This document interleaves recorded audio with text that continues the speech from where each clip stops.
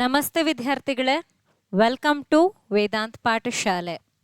ನಮ್ಮ ವೇದಾಂತ್ ಪಾಠಶಾಲೆ ಕಡೆಯಿಂದ ಪ್ರತಿನಿತ್ಯ ರಾತ್ರಿ 8 ಗಂಟೆಗೆ ನಮ್ಮ ಟ್ರಾನ್ಸ್ಲೇಷನ್ ಕ್ಲಾಸಸ್ ನಿಮಗೆ ಲೈವ್ ಬರುತ್ತೆ. ಇಲ್ಲಿ ನಾನು ನಿಮಗೆ PSI ಪರೀಕ್ಷೆಗೆ ಉಪಯೋಗವಾಗುವಂತಹ translation Kannada to English, English to Kannada ಎರಡು ಕಾನ್ಸೆಪ್ಟ್ಸನ್ನು ಹೇಳ್ಕೊಡ್ತಾ ಇದ್ದೀನಿ. ಸೊ ಇದೆಲ್ಲ ಪೂರ್ತಿಯಾಗಿ PSI ಎಕ್ಸಾಮ್ ಓರಿಯೆಂಟೆಡ್ ಆಗಿರುತ್ತೆ. ಪ್ರೀವಿಯಸ್ ಇಯರ್ ಕ್ವೆಶ್ಚನ್ ಪೇಪರ್ನ ಪ್ಯಾಟ್ರನ್ ಬೇಸಾಗಿ ಇಟ್ಕೊಂಡು ಇಲ್ಲಿ ಕ್ವೆಶ್ಚನ್ಸನ್ನು ಸಾಲ್ವ್ ಮಾಡಿಸ್ತೀನಿ. ಪ್ರತಿನಿತ್ಯ ಕ್ಲಾಸ್ ಇರುತ್ತೆ, ತಪ್ಪದೆ ಬನ್ನಿ, ಅಟೆಂಡ್ ಆಗಿ. ಇದರಿಂದ ನಿಮ್ಮ ಓದೋದು ಅಂದರೆ ರೀಡಿಂಗ್, ರೈಟಿಂಗ್, ಬರೆಯೋದು ಮತ್ತು ಟ್ರಾನ್ಸ್ಲೇಷನ್ ಸ್ಕಿಲ್ಸ್ ಮೂರು ಕೂಡ ತುಂಬಾ ಇಂಪ್ರೂವ್ ಆಗುತ್ತೆ. ಅದ್ರ ಜೊತೆಯಲ್ಲಿ ವೊಕ್ಯಾಬ್ಯುಲರಿಯನ್ನು ಹೇಳ್ಕೊಡ್ತಾ ಗ್ರಾಮರನ್ನು ಕೂಡ ಇಲ್ಲಿ ಕವರ್ ಮಾಡ್ತಾ ಹೋಗ್ತೀನಿ. ನೆನ್ನೆನೂ ಕೂಡ ಈ ರೀತಿಯ ಒಂದು ಕ್ಲಾಸನ್ನು ಅಪ್ಲೋಡ್ ಮಾಡಿದ್ದೆ. ನಿನ್ನೆ ಇಂಗ್ಲೀಷ್ನ 2 ವಾಕ್ಯಗಳನ್ನು ಕನ್ನಡ ಭಾಷೆಗೆ ಹೇಗೆ ಬರೆಯೋದು ಅಂತ ನೋಡಿದ್ವಿ. ಇವತ್ತಿನ ನಮ್ಮ ತರಗತಿಯಲ್ಲಿ ಕನ್ನಡದ ವಾಕ್ಯಗಳನ್ನು ಇಂಗ್ಲೀಷಿಗೆ ಹೇಗೆ ಬರೆಯೋದು ಅಂತ ನೋಡ್ತಾ ಹೋಗ್ತೀವಿ. ಸೊ ನಮ್ಮ ಈ ಒಂದು ಕ್ಲಾಸ್ ಏನಿದೆ PSI ವಿದ್ಯಾರ್ಥಿಗಳಿಗೆ ಅಂತಲೇ, ಅವರಿಗೆ ಅಂತಲೇ ಸೀಮಿತವಾಗಿದೆ. ಸಪೋಸ್ ನೀವು ಕೂಡ PSI ಪರೀಕ್ಷೆಗೆ ತಯಾರಿ ನಡೆಸ್ತಾ ಇದ್ದೀರಾ ಅಂತ ಇದ್ದಲ್ಲಿ ತಪ್ಪದೆ ನಮ್ಮ ಚಾನಲನ್ನು ಸಬ್ಸ್ಕ್ರೈಬ್ ಮಾಡ್ಕೊಳ್ಳಿ. ತರಗತಿ ಇಷ್ಟ ಆಗ್ತಾ ಇದ್ದಲ್ಲಿ ತಪ್ಪದೆ ಲೈಕ್ ಮಾಡಿ ಆ್ಯಂಡ್ ಪ್ರತಿನಿತ್ಯ ಫಾಲೋ ಮಾಡಿ. ನಿಮಗೆ ಈ ಥರ ವೀಡಿಯೋಸ್ ಬರುತ್ತೆ. ನಿಮ್ಮ ಫ್ರೆಂಡ್ಸ್ ಯಾರಾದರೂ ಇದ್ದಾರೆ ಅಂತಿದ್ದಲ್ಲಿ ಅವ್ರ ಜೊತೆನೂ ನಮ್ಮ ಕ್ಲಾಸಸ್ನೆಲ್ಲ ಶೇರ್ ಮಾಡಿ. ಓಕೆ, ಸೊ ಬನ್ನಿ ಇವತ್ತಿನ ನಮ್ಮ ತರಗತಿಯನ್ನು ಪ್ರಾರಂಭ ಮಾಡ್ತಾ ಹೋಗೋಣ. ನೋಡಿ, ಈ ರೀತಿಯಲ್ಲಿ ಒಂದು ವಾಕ್ಯ ಇದೆ, ಹೀಗೊಂದು ವಾಕ್ಯ. ಈ 2 ವಾಕ್ಯಗಳನ್ನು ನಾವು ಟ್ರಾನ್ಸ್ಲೇಟ್ ಮಾಡ್ತಾ ಹೋಗಬೇಕು. ನಿನ್ನೆ ಇದೇ ರೀತಿಯಲ್ಲೇ 2 ವಾಕ್ಯವನ್ನು ತೊಗೊಂಡು ನಾನು ಪ್ರಾಕ್ಟೀಸ್ ಮಾಡಿಸಿದ್ದೆ. ಸಪೋಸ್ ನೀವೇನಾದರೂ ಅದನ್ನು ಮಿಸ್ ಮಾಡ್ಕೊಂಡಿದ್ದೀರಾ ಅಂತಿದ್ದಲ್ಲಿ ಇಲ್ಲಿ ಟಾಪಲ್ಲಿ ಆನ್ ದ ಟಾಪ್ ಇಲ್ಲಿ ತೋರಿಸ್ತಾ ಇದ್ದೀನಿ ನೋಡಿ, ಅಲ್ಲಿ ನಿಮಗೆ ಅದು ಅವೈಲಬಲ್ ಇದೆ. ಅಥವಾ ವಿಡಿಯೋ ಕೊನೆಯಲ್ಲೂ ಕೂಡ ನಾನು ಆ ಲಿಂಕನ್ನು ನಿಮಗೆ ಕೊಡ್ತೀನಿ. ಜಸ್ಟ್ ಅಲ್ಲಿ ಟ್ಯಾಪ್ ಮಾಡ್ತಿದ್ದಂಗೆ ನಿನ್ನೆ ಕ್ಲಾಸನ್ನು ಕೂಡ ನೀವು ನೋಡಬಹುದು. ಬನ್ನಿ ನೋಡೋಣ ಇವತ್ತಿನ ನಮ್ಮ 2 ವಾಕ್ಯಗಳು ಏನಿದೆ ಅಂತ. ಮೊದಲನೇ ವಾಕ್ಯ ಹೀಗಿದೆ, ಓದೋಣವಾ? ಪರಿಸರ ಮಾಲಿನ್ಯವು ಗಂಭೀರ ಸಮಸ್ಯೆಯಾಗಿದೆ. ತುಂಬ ಸಿಂಪಲ್ ಆಗಿದೆ, ವೆರಿ ಸಿಂಪಲ್ ಸೆಂಟೆನ್ಸ್. ನಾವಿಲ್ಲಿ ಇಂಥ ಸಿಂಪಲ್ ಸೆಂಟೆನ್ಸನ್ನು ಟ್ರಾನ್ಸ್ಲೇಷನ್ ಮಾಡ್ತಾ ನೆಕ್ಸ್ಟ್ ಮಾಡ್ರೇಟ್ ಸೆಂಟೆನ್ಸನ್ನು ನೋಡ್ತೀವಿ. ಅದಾದಮೇಲೆ ಲೆಂತಿ, ಈ ಥರ ಸ್ಟೆಪ್ ಬೈ ಸ್ಟೆಪ್ ಹೋಗುತ್ತೆ. ಓಕೆ, ಸೊ ಮೊದಲನೇದಾಗಿ ನಮಗೆ ಪದಗಳ ಬಗ್ಗೆ ನಾಲೆಜ್ ಇರಬೇಕು. ಪರಿಸರ ಅಂದರೆ ಏನು, ಮಾಲಿನ್ಯ ಅಂದರೆ ಏನು, ಗಂಭೀರ ಸಮಸ್ಯೆ, ಮತ್ತು ಈ ವಾಕ್ಯ ಯಾವ ಒಂದು ಟೆನ್ಸ್ನಲ್ಲಿದೆ ಅನ್ನುವ ಮಾಹಿತಿಯೂ ಕೂಡ ನಮಗಿರಬೇಕು. ಆಗ ಮಾತ್ರ ನಮಗೆ ಸಾಲ್ವ್ ಮಾಡೋದಕ್ಕೆ ಸಾಧ್ಯ ಆಗುತ್ತೆ. ನೋಡಿ, ಇಲ್ಲೇನು ಕೊಟ್ಟಿದ್ದಾರೆ, ಪರಿಸರ ಮಾಲಿನ್ಯ ಅಂತ ಕೊಟ್ಟಿದ್ದಾರೆ. ಇದನ್ನು ನಾವೇನು ಬರಿಬಹುದು ಅಂತಂದರೆ, ಪರಿಸರ ಅನ್ನೋ ಪದವನ್ನು ನಾವಿಲ್ಲಿ ಬರಿಬಹುದು ಎನ್ವಿರಾನ್ಮೆಂಟ್ ಅಂತ ಬರಿಬಹುದು. ಮಾಲಿನ್ಯ ಅಂತ ಏನು ಕೊಟ್ಟಿದ್ದಾರೆ, ಇದನ್ನು ನಾವು ಬರಿಬಹುದು ಪಲ್ಯೂಷನ್ ಅಂತ. ಗಂಭೀರ, ನಿಮಗೆ ಸಮಾನಾರ್ಥಕ ಪದ ಯಾವುದು ಗೊತ್ತಿದೆ ನೀವು ತಗೊಳ್ಬಹುದು. ನಾನಿಲ್ಲಿ ಈ ಒಂದು ಪದವನ್ನು ಸೀರಿಯಸ್ ಅನ್ನೋ ಒಂದು ಪದದಿಂದ ತಗೊಳ್ತಾ ಇದ್ದೀನಿ.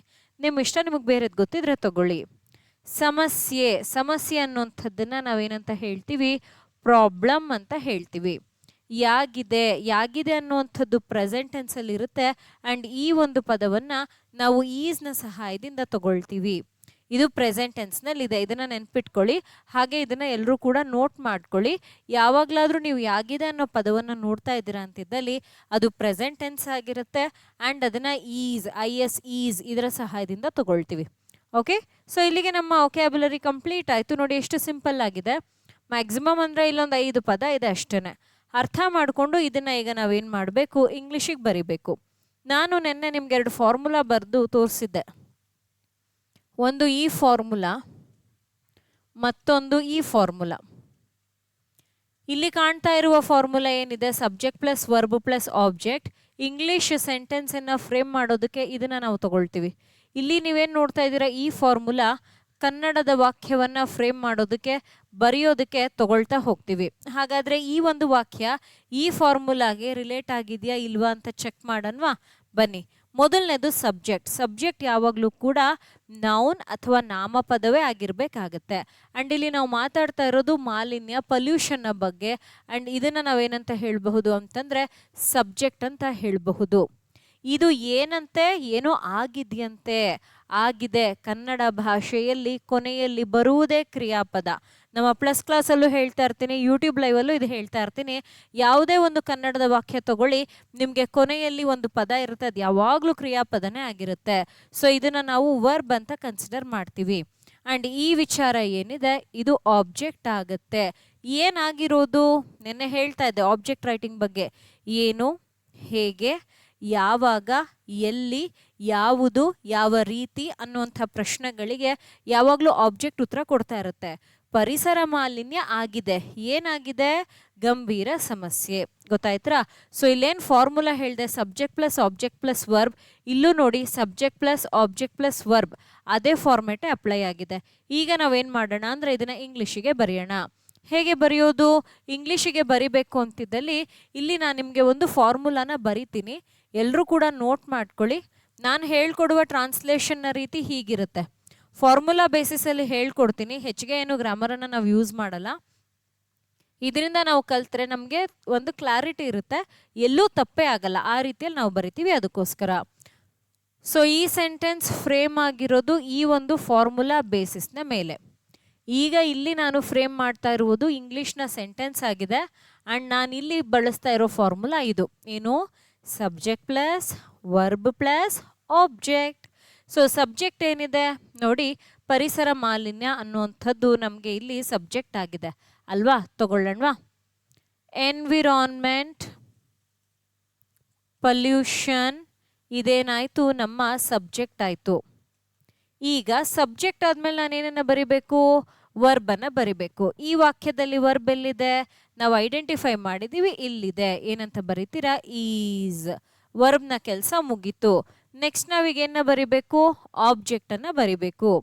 ಆಬ್ಜೆಕ್ಟ್ ಎಲ್ಲಿದೆ, ಇಲ್ಲಿದೆ. ಏನು, ಗಂಭೀರ ಸಮಸ್ಯೆ. ಅದನ್ನ ಇಂಗ್ಲೀಷ್ನಲ್ಲಿ ಏನಂತ ಹೇಳ್ತೀವಿ, serious problem. Environment pollution is A serious problem. ನೋಡಿ, ನಾವು ಆಬ್ಜೆಕ್ಟ್ ರೈಟಿಂಗನ್ನು ಮಾಡಿದ್ವಿ. ಹೆಚ್ಚಿಗೆ ನಾವು ಏನು ತಲೆನೇ ಉಪಯೋಗಿಸಿಲ್ಲ, ಅಲ್ಲಿದ್ದದನ್ನು ಆ್ಯಸ್ ಇಟ್ ಈಸ್ ಬರೆದ್ವಿ. ನಾವು ಸ್ವಲ್ಪ ತಲೆ ಉಪಯೋಗಿಸಿದ ಎಲ್ಲಿ ಅಂದರೆ ಇಲ್ಲಿ, ಯಾವುದು ನೇಮಿಂಗ್ ಮಾಡೋದ್ರಲ್ಲಿ. ಇಲ್ಲಿ ಆಲ್ರೆಡಿ ನೇಮಿಂಗ್ ಮಾಡಿರೋದ್ರಿಂದ, ಲೇಬಲ್ ಮಾಡಿರೋದ್ರಿಂದ, ಆ್ಯಸ್ ಇಟ್ ಈಸ್ ಕಂಟೆಂಟನ್ನು ಇಲ್ಲಿ ಬರಿತಾ ಇರೋದ್ರಿಂದ ನಮಗೇನಾಯಿತು, ಆನ್ಸರ್ ರೆಡಿ ಆಯಿತು. ಸೊ ಇಲ್ಲಿ ಫಾರ್ಮುಲಾ ಬರೆದಿದ್ದೀನಲ್ವಾ, ಅದಕ್ಕೆ ಅನುಗುಣವಾಗಿ ಇದೆಯಾ ವಾಕ್ಯ, ಚೆಕ್ ಮಾಡೋಣವಾ? ನೋಡಿ, ಸಬ್ಜೆಕ್ಟ್ ಇದಾಯಿತು, ವರ್ಬ್ ಇದಾಯಿತು, ಆಬ್ಜೆಕ್ಟ್ ಇದಾಯಿತು. ಆ್ಯಂಡ್ ಹೆನ್ಸ್ ಇಲ್ಲಿ ನೀವು ನೋಡಬಹುದು ಈ ಫಾರ್ಮುಲಾ ಏನು ಬರೆದಿದ್ದೆ ಆವಾಗಲೇ, ಅದಕ್ಕೆ ಅನುಗುಣವಾಗಿ ವಾಕ್ಯವನ್ನು ನಾನಿಲ್ಲಿ ರಚನೆ ಮಾಡಿದ್ದೀನಿ. ಗೊತ್ತಾಯ್ತಾ ಹೇಗೆ ಅಂತ? ಸೊ ನಾನು ನಿಮಗೆ ಈ ರೀತಿಯಲ್ಲೇ ಪ್ರತಿ ಕ್ಲಾಸ್, ನೀವು ಯಾವುದೇ ಒಂದು ಕ್ಲಾಸಸ್ ನೋಡಿ, ನಮ್ಮದು ಯೂಟ್ಯೂಬಲ್ಲಿ ಎಂಥದ್ದೇ ನಮ್ಮ ಪ್ರೀವಿಯಸ್ ಇಯರ್ ನೋಡಿ ಅಥವಾ ಅದಕ್ಕೆ ಹೋದ ವರ್ಷದ ನೋಡಿ, ನಿಮಗೆ ಈ ತರಹನೇ ನಾನು ಟ್ರಾನ್ಸ್ಲೇಷನನ್ನು ಹೇಳ್ಕೊಡೋದು. ಕಾರಣ ಇಷ್ಟೇ, ಇಂಗ್ಲೀಷ್ ಮೀಡಿಯಮ್ ಅವರು ಇರ್ತೀರಾ, ಕನ್ನಡ ಮೀಡಿಯಮ್ ಸ್ಟೂಡೆಂಟ್ಸು ಇರ್ತೀರಾ. ಇಂಗ್ಲೀಷ್ ಮೀಡಿಯಮ್ ಸ್ಟೂಡೆಂಟ್ಸ್ಗೆ ಕನ್ನಡ ಕಷ್ಟ, ಕನ್ನಡ ಮೀಡಿಯಮ್ ಸ್ಟೂಡೆಂಟ್ಸ್ಗೆ ಇಂಗ್ಲೀಷ್ ಕಷ್ಟ. ಇಬ್ಬರೂ ಈಕ್ವಲ್ ಆಗಿ ತೊಗೊಂಡೋಗಿ ಇಬ್ರಿಗೂ ಅರ್ಥ ಮಾಡಿಸ್ಬೇಕು. ಅದಕ್ಕಾಗಿ ನಾವು ಬಳಸುವ ಫಾರ್ಮುಲಾ ಎರಡೇ. ಕನ್ನಡ ಸೆಂಟೆನ್ಸನ್ನು ಫ್ರೇಮ್ ಮಾಡೋಕ್ಕೆ ಈ ಫಾರ್ಮುಲಾ, ಇಂಗ್ಲೀಷ್ ಸೆಂಟೆನ್ಸನ್ನು ಫ್ರೇಮ್ ಮಾಡೋದಕ್ಕೆ ಈ formula. But what happens is, students ಏನು ಮಾಡ್ತೀರಾ, ತುಂಬ ಜನ ಹೇಳ್ತೀರಾ ನನಗಿದನ್ನು, ಮ್ಯಾಮ್ ನೀವು ಹೇಳ್ಕೊಟ್ಟಾಗ ಈಸಿ ಅನಿಸುತ್ತೆ, ನಾವೇ ಬರೆಯೋಕ್ಕೆ ಕೂತಾಗ ನಮಗೆ ಕಷ್ಟ ಆಗುತ್ತೆ. ಬಿಕಾಸ್ ನೀವುಗಳು ಈ ಫಾರ್ಮುಲಾನ ತೊಗೊಳ್ಳೋದೇ ಇಲ್ಲ, ನೀವು ಡೈರೆಕ್ಟಾಗಿ ಟ್ರಾನ್ಸ್ಲೇಷನ್ ಮಾಡ್ತೀರಾ. ನಿಮ್ಗೊಂಚೂರು ಗ್ರಿಪ್ ಬರೋವರೆಗೂ ಕೂಡ ನೀವು ಈ ಫಾರ್ಮುಲಾನ ಕನ್ಸಿಡರ್ ಮಾಡಬೇಕು. ಬಿಕಾಸ್ ಆನ್ಸರ್ ಬರೆಯೋಕ್ಕೂ ಮುನ್ನನೇ ನೀವು ಅಲ್ಲಿ ಫಾರ್ಮುಲಾ ಬರೆದಿದ್ದಾಗ ಬರಿತಾ ಬರಿತಾ ನಿಮ್ಮ ಗಮನ ಅಲ್ಲಿಗೆ ಹೋಗುತ್ತೆ. ಓಕೆ, ಈಗ ಸಬ್ಜೆಕ್ಟ್ ಬರೆದೆ, ನೆಕ್ಸ್ಟ್ ಏನು, ಓಕೆ ಆಬ್ಜೆಕ್ಟ್ ಬರೆಯೋಣ, ಆಮೇಲೇನು ವರ್ಬ್, ಸೆಂಟೆನ್ಸ್ ರೆಡಿ ಆಯಿತು. ಯಾವಾಗ ಫಾರ್ಮುಲಾ ಇರೋದಿಲ್ಲ ನಿಮಗೆ ಕನ್ಫ್ಯೂಷನ್. ಎಲ್ಲಿಗಾದ್ರೂ ಹೋಗಬೇಕು ಅಂತಂದರೆ GPS ನ ಸಹಾಯದಿಂದ ನಾವು ಒಂದು ಡೆಸ್ಟಿನೇಷನ್ನ ರೀಚ್ ಆಗೋದಕ್ಕೆ ಯೂಸ್ ಮಾಡ್ತೀವಿ. ಆ್ಯಂಡ್ ದಾರಿ ತೋರಿಸುತ್ತೆ, ಹೋಗ್ತೀವಿ, ತೊಂದರೆ ಇಲ್ಲ. ನಾವೇನು ಹಾಕ್ಕೊಳ್ದೆ ಹೋದಾಗ ಏನಾಗುತ್ತೆ, ಕನ್ಫ್ಯೂಷನ್ ಆಗುತ್ತೆ, ರೈಟಾ ಲೆಫ್ಟಾ ಗೊತ್ತಾಗೋದಿಲ್ಲ. ಆ ತರಹನೇ ಇಲ್ಲೂ ಅಷ್ಟೇ, ನಮ್ಮ ಡೆಸ್ಟಿನೇಷನ್ ಏನು ಕರೆಕ್ಟಾಗಿ ಬರಿಬೇಕು ವಾಕ್ಯವನ್ನು. ಆ್ಯಂಡ್ ಇದನ್ನು ಕರ್ಕೊಂಡು ಹೋಗೋದು ಯಾವುದು, GPS ಥರ ವರ್ಕ್ ಮಾಡೋದೇ ಈ ನಮ್ಮ ಫಾರ್ಮುಲಾಸ್. ಹಾಗಾಗಿ ಇದನ್ನು ಯೂಸ್ ಮಾಡಿನೇ ನೀವು ಸೆಂಟೆನ್ಸನ್ನು ಮಾಡಿ ತುಂಬ ಚೆನ್ನಾಗಿ ನೀವು ಕಲ್ತ್ಕೊಳ್ತೀರಾ. ಒಂದು ಸರ್ತಿ ನಿಮಗೆ ಗ್ರಿಪ್ ಬಂದಮೇಲೆ ಅವಾಗ ಫಾರ್ಮುಲಾ ತೊಗೊಳ್ಳೋ ಅಗತ್ಯ ಇಲ್ಲ, ಡೈರೆಕ್ಟಾಗಿ ಟ್ರಾನ್ಸ್ಲೇಷನ್ ಮಾಡಬಹುದು. ಓಕೆನಾ? ಎಸ್, ಬರ್ಕೊಂಡಿಲ್ಲ ಅಂತಂದರೆ ಬರ್ಕೊಳ್ಳಿ, ಅಥವಾ ವಿಡಿಯೋ ಪಾಸ್ ಮಾಡಿ, ಇಲ್ಲ ಸ್ಕ್ರೀನ್ಶಾಟ್ ತೊಗೊಳ್ಳಿ, ಎನಿಥಿಂಗ್ ಈಸ್ ಓಕೆ. ಬಟ್ ಈ ಥರದ್ದೆಲ್ಲ ನೋಟ್ಸ್ ಮಾಡಿ ಇಟ್ಕೊಂಡು ಪ್ರಾಕ್ಟೀಸ್ ಮಾಡಿ. ಓಕೆನಾ? ಎಸ್, ಮುಂದಕ್ಕೆ ಹೋಗ್ತಾ ಇದ್ದೀನಿ. ಇದು ಒಂದು ವಾಕ್ಯವಾಗಿತ್ತು. ಇದೇ ರೀತಿಯ ಮತ್ತೊಂದು ವಾಕ್ಯ ಇಲ್ಲಿದೆ ನೋಡಿ, ಏನಿದೆ ಅಂತ ನೋಡೋಣ ಬನ್ನಿ, ಒಂದು ನಿಮಿಷ. ಓಕೆ, ಅಧಿಕಾರಿಗಳು ಪರಿಸ್ಥಿತಿಯನ್ನು ನಿಕಟವಾಗಿ ಗಮನಿಸುತ್ತಿದ್ದಾರೆ. ಓಕೆ, ಹೀಗಿದೆ. ಫಸ್ಟ್ ನಾವೇನು ಮಾಡೋಣ, ವೊಕ್ಯಾಬ್ಯುಲರಿಯನ್ನು ಬರೆಯೋಣ. ಏನಿದೆ ಒಕ್ಯಾಬ್ಯುಲರಿ ನೋಡ್ತಾ ಹೋಗೋಣ ಒಂದೊಂದೇ ಪದಗಳನ್ನ. ಅಧಿಕಾರಿ ಅಂತಂದ್ರೆ ಏಕವಚನ, ಅಧಿಕಾರಿಗಳು ಅಂತಂದ್ರೆ ಬಹುವಚನ. ಅದನ್ನ ನೀವು ಗಮನದಲ್ಲಿ ಇಟ್ಕೊಳ್ಬೇಕು. ಬಹಳಷ್ಟು ವಿದ್ಯಾರ್ಥಿಗಳು ಈ ಏಕವಚನ ಬಹುವಚನ ಸಿಂಗುಲರ್ ಪ್ಲೂರಲ್ ಇದನ್ನ ನೋಡೋದೇ ಇಲ್ಲ, ಸೀದಾ ಬರ್ಕೊಂಡು ಹೋಗ್ಬಿಡ್ತೀರಾ. No, everything matters. ಯಾಕೆ ಅಂದ್ರೆ ಇಲ್ಲಿ ಎಂಡಿಂಗ್ ನೋಟ್ ಅಂತ ಒಂದು ಬರುತ್ತೆ ಇಂಗ್ಲೀಷಲ್ಲಿ. Is, are, was, were, has, have ಈ ತರಹ ಬಂದಾಗ ಸಿಂಗುಲರ್ಗೆ ಬೇರೆ, ಈಸ್, ವಾಸ್, ಹ್ಯಾಸ್ ಎಲ್ಲ ಸಿಂಗುಲರ್. ಪ್ಲೂರಲ್ ಅಂತ ಬಂದಾಗ ವರ್ ಬರುತ್ತೆ, ವಾಸ್ ಬರುತ್ತೆ, ಮತ್ತೆ ಹ್ಯಾವ್ ಬರುತ್ತೆ. ಈ ಡಿಫ್ರೆನ್ಸೇ ಇಲ್ಲ ಅಂದಾಗ ನೀವು ಇಲ್ಲಿ ಬರೆಯೋದು ಮಿಸ್ಟೇಕ್ ಆಗುತ್ತೆ. ಅದಕ್ಕೇನೆ ನೌನ್ನ ಸಿಂಗುಲರ್ ಪ್ಲೂರಲ್ನ ಬಗ್ಗೆ ಗಮನ ಇರಲಿ. ಏಕವಚನ ಬಹುವಚನ. ಪರಿಸ್ಥಿತಿ, ಪರಿಸ್ಥಿತಿಯನ್ನು ಅಂತ ಇದೆ, ಇದನ್ನ ನಾವೇನಂತ ಬರಿತೀವಿ, ಸಿಚುವೇಶನ್ ಅಂತ ಇದನ್ನ ನಾವು ಬರಿತೀವಿ. ನಿಕಟವಾಗಿ, ನಿಕಟವಾಗಿ ಹೀಗಂದ್ರೆ ಕ್ಲೋಸ್ಲಿ, ತುಂಬ ಹತ್ತಿರದಿಂದ ಅನ್ನೋದು ಇದರ ಅರ್ಥ ಆಗುತ್ತೆ. ಸೊ ಹಾಗಾಗಿ ಇದನ್ನೇನಂತ ಬರಿತೀನಿ ಅಂತಂದ್ರೆ, ಬೇರೆ ಸಮಾನಾರ್ಥಕ ಪದ ಗೊತ್ತಿದ್ರೆ ನೀವು ತಗೊಳ್ಬಹುದು, ಇಲ್ಲಿ ನಾನು ತಗೊಳ್ತಾ ಇದ್ದೀನಿ ಕ್ಲೋಸ್ಲಿ. ಸರಿನಾ? ಗಮನಿಸುತ್ತಿದ್ದಾರೆ, ಎಂಡಿಂಗ್ ನೋಟ್ನ ನಾನು ನೋಡ್ಕೊಳ್ಬೇಕು ಅಂತ ಹೇಳಿದೆ. ಇಲ್ಲಿ ನಮ್ಗೇನಿದೆ, ಗಮನಿಸುತ್ತಿದ್ದಾರೆ ಅಂದ್ರೆ ಅವರ ಕ್ರಿಯೆ ನಿರಂತರವಾಗಿರೋದನ್ನ ತೋರಿಸ್ತಾ ಇದೆ. ಅದಕ್ಕೋಸ್ಕರ ಇದನ್ನ ಗಮನಿಸು, focus okay, attention okay, monitor okay, ಯಾವುದಾದ್ರೂ ಓಕೆ. ಇಲ್ಲಿಗೆ ಸೂಟ್ ಆಗೋ ಪದ ಯಾವುದು ಅಂತಂದ್ರೆ ಮಾನಿಟರ್. ಹಾಗಾಗಿ ಇದನ್ನ ನಾನೇನಂತ ಬರಿತೀನಿ, ಮಾನಿಟರಿಂಗ್ ಅಂತ ಬರಿತೀನಿ. ಅಂಡ್ ಇದು ತಿದ್ದಾರೆ, ಮಾಡ್ತಾ ಇದ್ದಾರೆ, ಪ್ರೆಸೆಂಟ್ ಅಲ್ಲಿದೆ. ಅದಕ್ಕೋಸ್ಕರ ಈಸ್ ಮಾನಿಟರಿಂಗ್ ಅನ್ನುವಂಥ ಕಾನ್ಸೆಪ್ಟನ್ನು ತಗೊಳ್ತೀನಿ. ಇಲ್ಲಿಗೆ ನಮ್ಮ ಒಕ್ಯಾಬ್ಯುಲರಿ ಕಂಪ್ಲೀಟ್ ಆಯಿತು. ನೋಡೋಣ ಬನ್ನಿ. ಇಲ್ಲಿ ನಾವು ಕನ್ನಡದ ಒಂದು ವಾಕ್ಯವನ್ನು ನೋಡ್ತಾ ಇರೋದ್ರಿಂದ ಈ ಫಾರ್ಮುಲಾ ಫಾಲೋ ಆಗಿದೆಯಾ ಇಲ್ವಾ? ಯಾಕೆಂದರೆ ಕನ್ನಡ ಒಂದು ಸೆಂಟೆನ್ಸನ್ನು ಫ್ರೇಮ್ ಮಾಡೋದಕ್ಕೆ ಇದೇ ಫಾರ್ಮುಲಾ ಸಹಾಯ ಬೇಕು ನಮಗೆ. Let's see. ಅಧಿಕಾರಿಗಳು, ಓಕೆ, ಇದು ನೌನ್ ಇದೆ, ಇದು ನಮ್ಮ ಸಬ್ಜೆಕ್ಟ್ ಆಗುತ್ತೆ. ಪರಿಸ್ಥಿತಿಯನ್ನು ನಿಕಟವಾಗಿ ಗಮನಿಸುತ್ತಿದ್ದಾರೆ. ಅಧಿಕಾರಿಗಳು ಮಾಡ್ತಾ ಇರುವ ಕೆಲಸ ಏನು? ಗಮನಿಸ್ತಾ ಇರೋದು. ಇಲ್ಲಿದೆ ನಮ್ಮ ವರ್ಬ್. ಹೇಗೆ, ಏನನ್ನ ನೋಡಿ, ನಾನು ಹೇಳಿದ್ನಲ್ವಾ, ಆಬ್ಜೆಕ್ಟ್ ಪ್ರಶ್ನೆಗಳನ್ನ ಕೇಳುತ್ತೆ. ಹೇಗೆ, ಏನನ್ನ. ಓಕೆ, ನೆಕ್ಸ್ಟ್ ಗಮನಿಸೋಣ. ಇದೇ ಫಾರ್ಮುಲಾನ ಇಲ್ಲಿ ಬರ್ದಿರೋದು, subject plus object plus verb, subject plus object plus verb. This is how it works. Clear? ಈಗ ಇದನ್ನ ನಾವು ಕನ್ನಡ ಭಾಷೆಗೆ ಬರಿಬೇಕು, ಸಾರಿ ಇಂಗ್ಲಿಷ್ ಭಾಷೆಗೆ, ಇಂಗ್ಲಿಷ್ ಲ್ಯಾಂಗ್ವೇಜಿಗೆ ಬರಿಬೇಕು. ಕನ್ನಡದಿಂದ ಈ ಒಂದು ಫಾರ್ಮುಲಾದ ಬಳಕೆನ ಮಾಡ್ತಾ ಹೋಗ್ತೀವಿ. ಫಾರ್ಮುಲಾ ಏನು? Subject plus verb plus object. Subject ಏನಿದೆ ಒಂದೊಂದಾಗಿ ನೋಡ್ತಾ ಬರಿತಾ ಹೋಗೋಣ ಬನ್ನಿ. ನಮಗೆ ಇಲ್ಲಿ ಕೊಟ್ಟಿರುವಂಥ ಸಬ್ಜೆಕ್ಟ್ ಅಧಿಕಾರಿಗಳು ಅಂತ ಇದೆ. ತಗೊಳ್ಳಿ, ಆಫೀಸರ್ಸ್ ನಮ್ಮ ಸಬ್ಜೆಕ್ಟ್ ಆಯಿತು. ಈಗ ನಾನು ಆಗಲೇ ಹೇಳ್ದೆ ಅಲ್ಲ, ಈಸ್ ಆರ್ ಡಿಫ್ರೆನ್ಸ್ ಅಂತ. ನೋಡಿ ಇಲ್ಲಿ ಅಪ್ಲೈ ಆಗುತ್ತೆ. ನಾನಿಲ್ಲೇನೋ ಜನರಲ್ ಆಗಿ ಈಸ್ ಅಂತ ಬರೆದ್ಬಿಟ್ಟೆ. ಇಲ್ಲೇನಾದರೂ ಬರೀ ಆಫೀಸರ್ ಆಗಿದ್ದಿದ್ರೆ ನಾನು ಈಸ್ನೇ ತಗೊಳ್ಬಹುದಿತ್ತು. ಬಟ್ ನನಗಿಲ್ಲಿರೋದೇನು? Plural, officers. ಹಾಗಾಗಿ ಇಲ್ಲಿ ನಾನು ಈಸನ್ನು ಬರೆಯೋದಕ್ಕಾಗಲ್ಲ.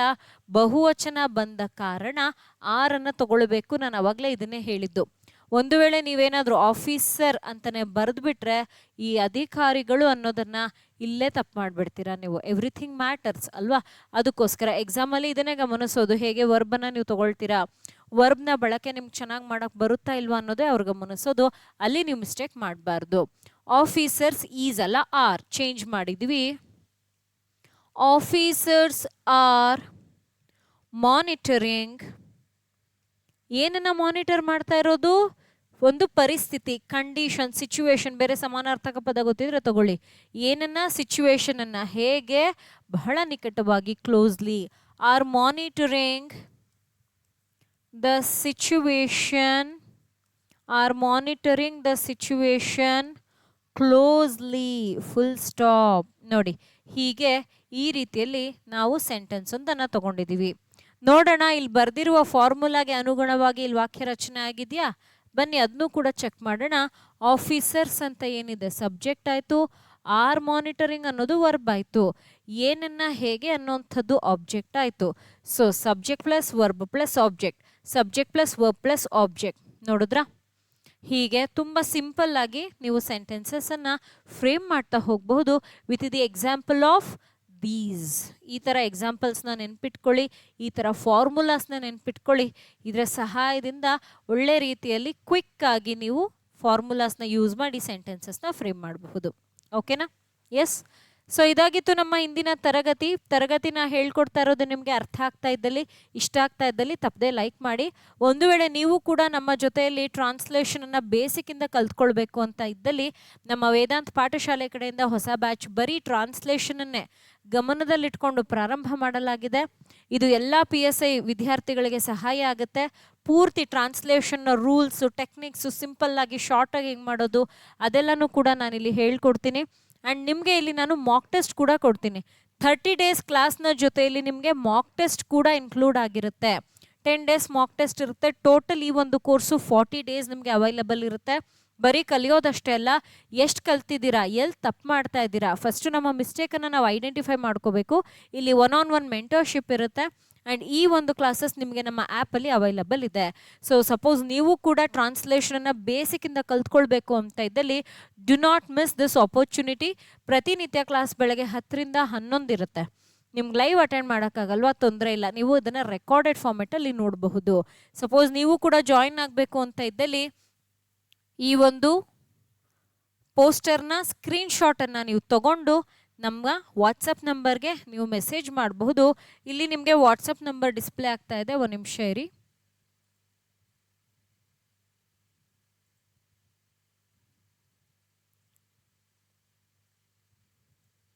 ಎಸ್, ಇಲ್ಲಿ ನಿಮಗೆ ಈಗ ನಮ್ಮ ವಾಟ್ಸಪ್ ನಂಬರ್ ಡಿಸ್ಪ್ಲೇ ಆಗ್ತಾ ಇದೆ.